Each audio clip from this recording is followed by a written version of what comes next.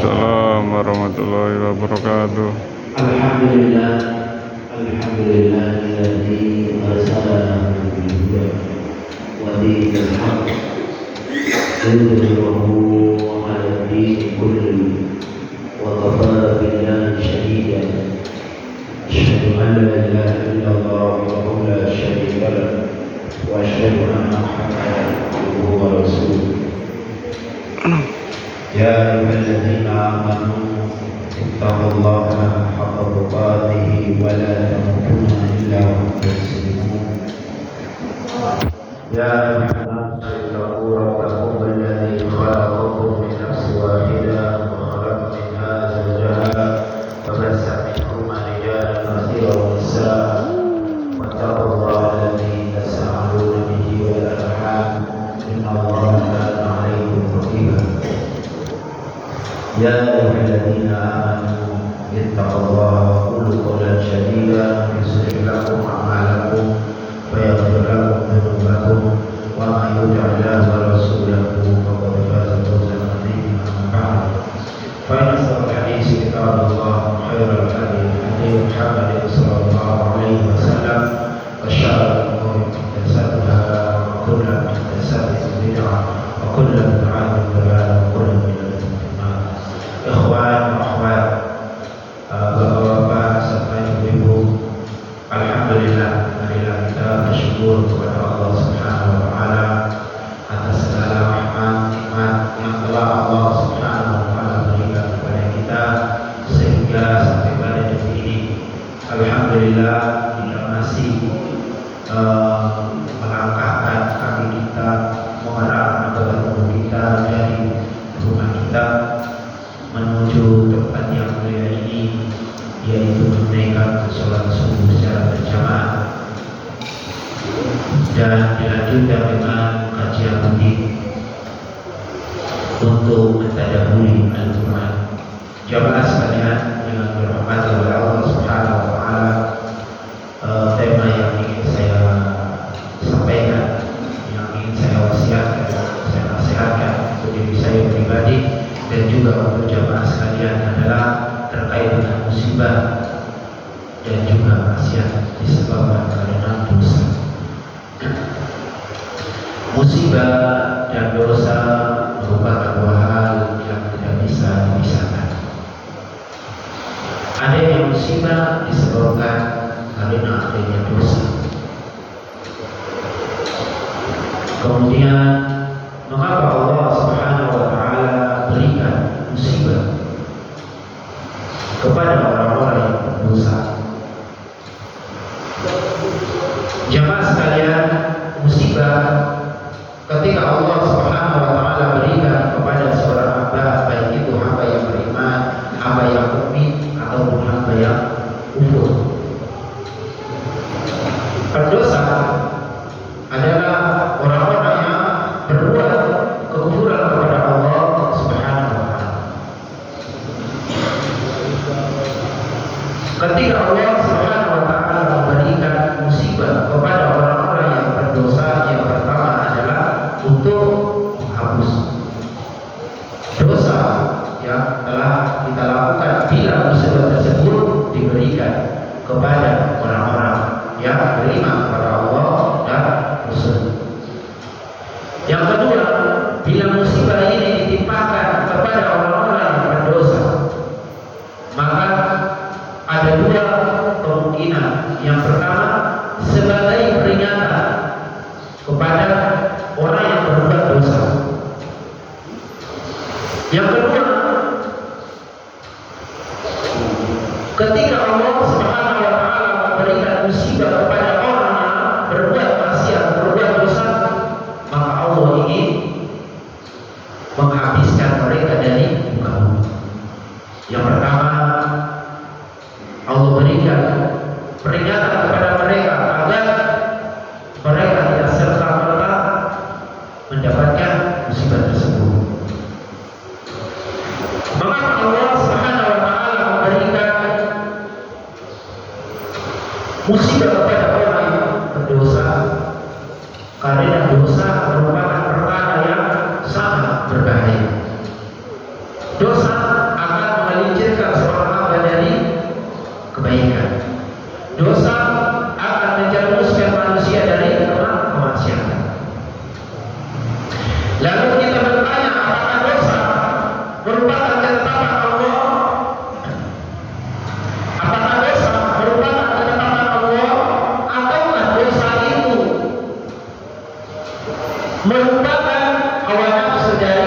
manusia itu sendiri?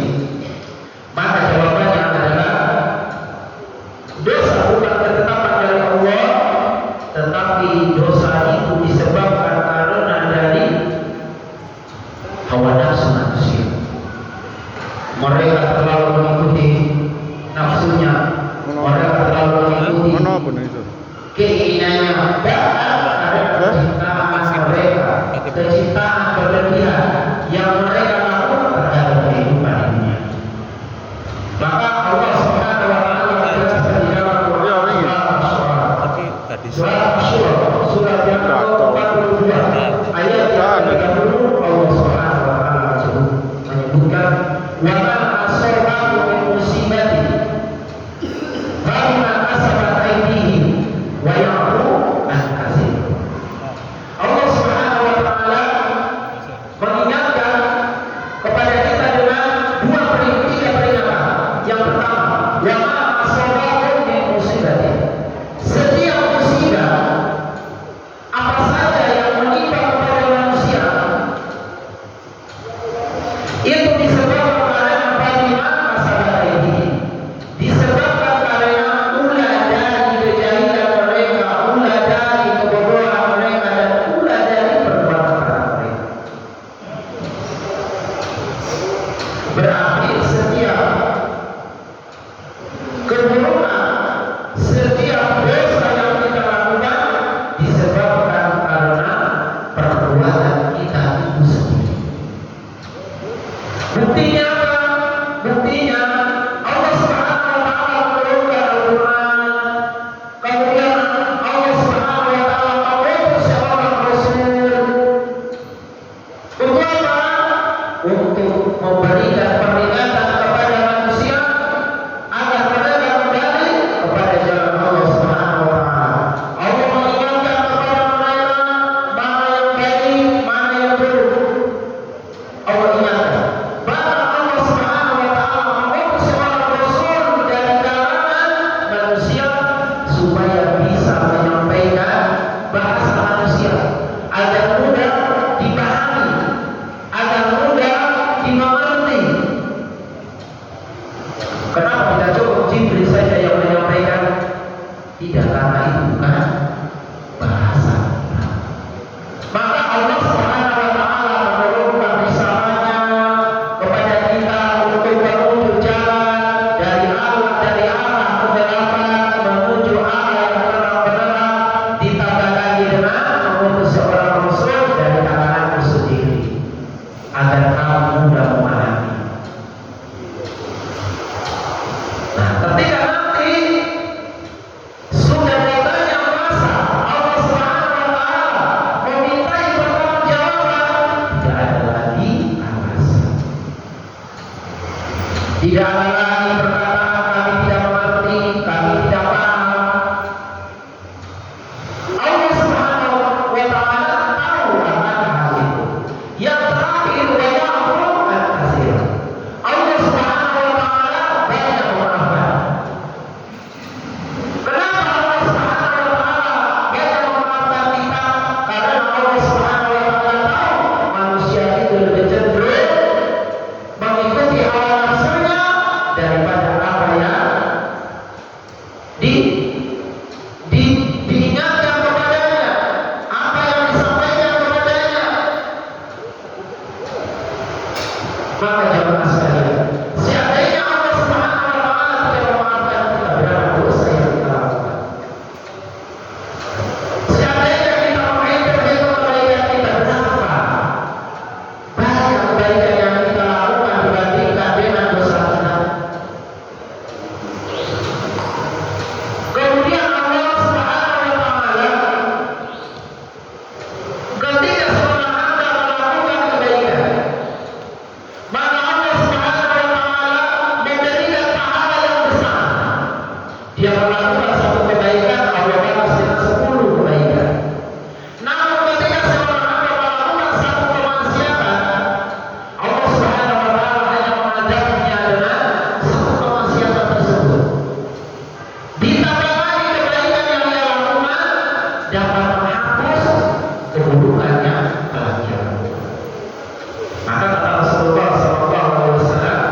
ittaqillah haitsu ma kunta wa atbi' sayyi'atil hasanati tamhuha wa khaliqin nas bi khuluqin hasan.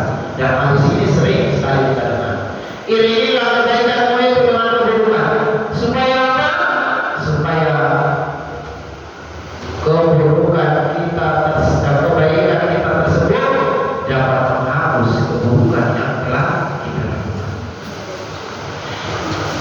Kemudian efek dari dosa, kata Rasulullah sallallahu alaihi wasallam, "Innal 'abda idza akhta'a khati'atan nuqitat fi qalbihi nuqtatun sawda'u fa idza huwa naza'a fastaghfara wa taba suqila qalbuhu wa in 'ada zida fiha hatta ta'lumu qalbuhu wa huwa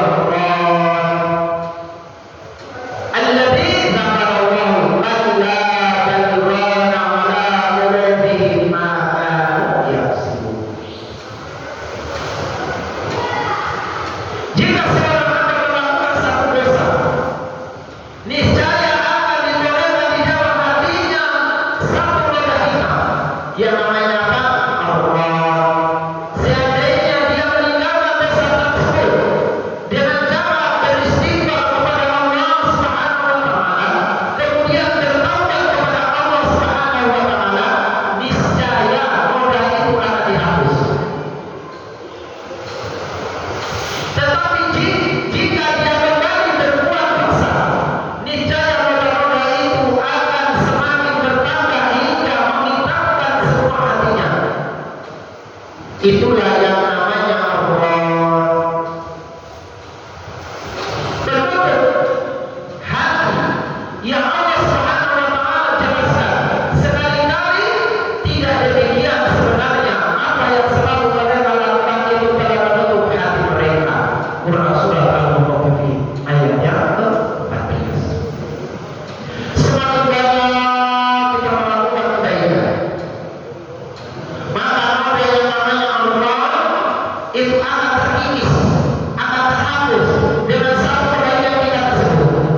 Namun ketika kita mengulangi perbuatan itu kembali, maka noda hitam tersebut, noda yang bernama Allah, itu akan menutup seluruh hati kita sehingga kita tidak mampu membedakan mana yang baik dan mana yang buruk. Maka jamaah sekalian, apa akibat yang menimpa diri kita jika kita melakukan maksiat? Ketika kita melakukan perbuatan dosa kepada Allah Subhanahu wa taala, maka para ulama menyebutkan ini di dalam seorang ulama besar yang juga beliau ini ahli bahasa, yang kedua kali Al-Zarziyah menjelaskan 22 akibat dari perbuatan dosa yang telah kita lakukan. Yang pertama jamaah sekalian, maksiat akan menghalangi kita untuk mendapatkan ilmu pengetahuan. Memang betul, ilmu maksiat tidak akan pernah menyatu. Seperti air dan garam, kecuali kita aduk kemudian diaduk, ketika kita masukkan tersebut dia tidak akan pernah menyatu. Sama ilmu dan maksiat, karena ilmu sifatnya baik, maksiat itu berlawanan dengan ilmu. Semua ilmu itu pasti baik, maka dia tidak akan pernah menyatu. Sehingga wajarlah ketika kita belajar memahami ayat-ayat Allah, memahami Al-Quran dan Sunnah Rasulullah, sulit sekali kita paham. Mengapa? Karena terlalu banyak maksiat yang kita lakukan.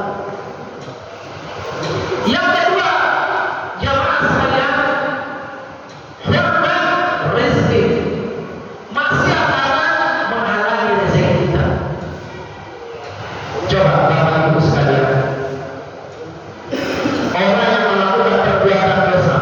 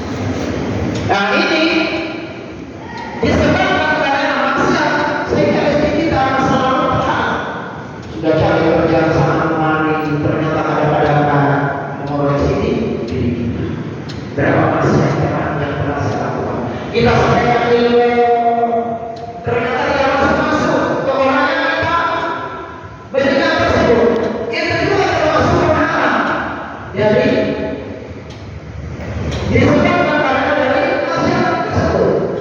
Jadi Bapak Ibu sekalian, ketika anak kita nakal, ketika murid kita tidak mengikuti apa yang kita lakukan, ketika anak kita tidak mengikuti kita, maka pertanyaannya kita menyalahkan diri kita, jangan menyalahkan anaknya. Ada yang salah dengan kita. Dan ini terbukti bagaimana Rasulullah SAW mendidik anaknya.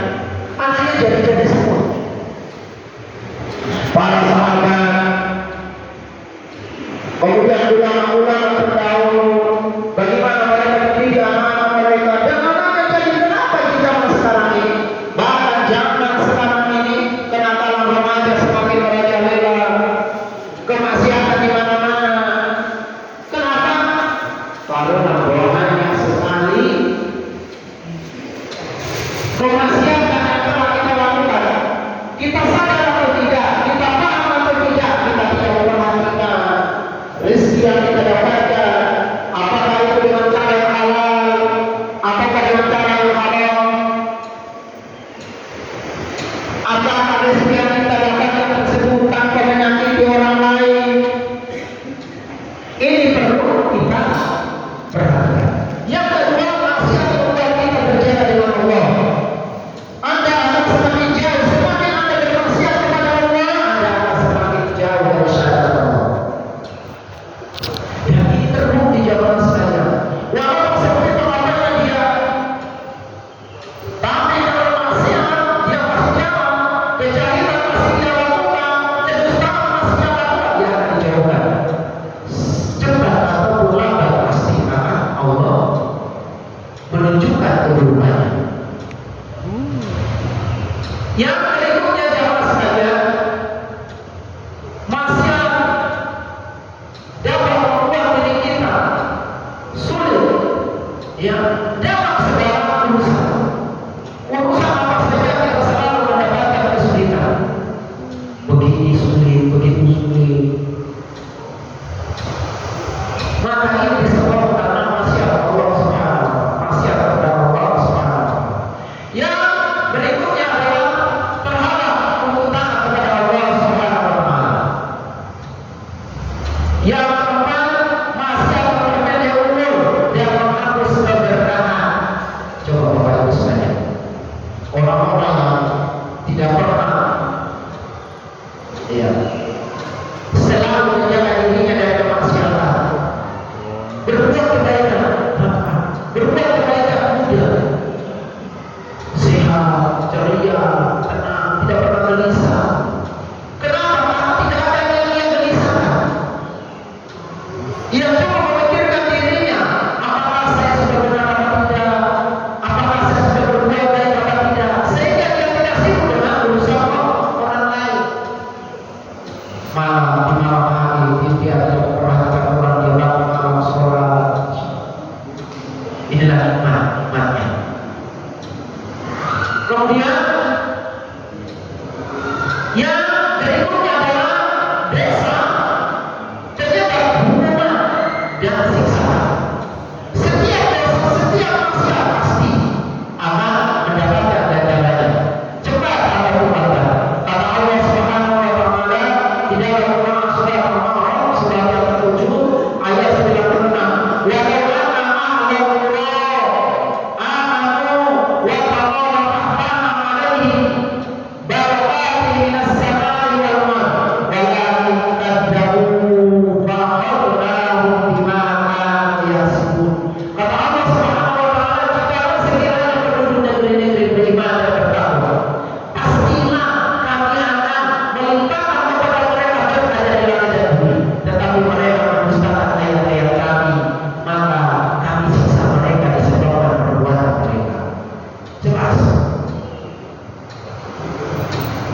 yang terakhir saya sampaikan sedikit dampak dosa. Yang pertama dampak sekalian terkenanya karena dijauhi manusia banyak yang tidak peduli dengan kita. Ini adalah dampak. Mudah-mudahan dampak sekalian sedikit yang saya sampaikan ini dapat memberikan manfaat untuk kita semua dan menambah wawasan keilmuan kita dan juga menambah keistiqomahan kita, karena tidak ada obat yang lain kecuali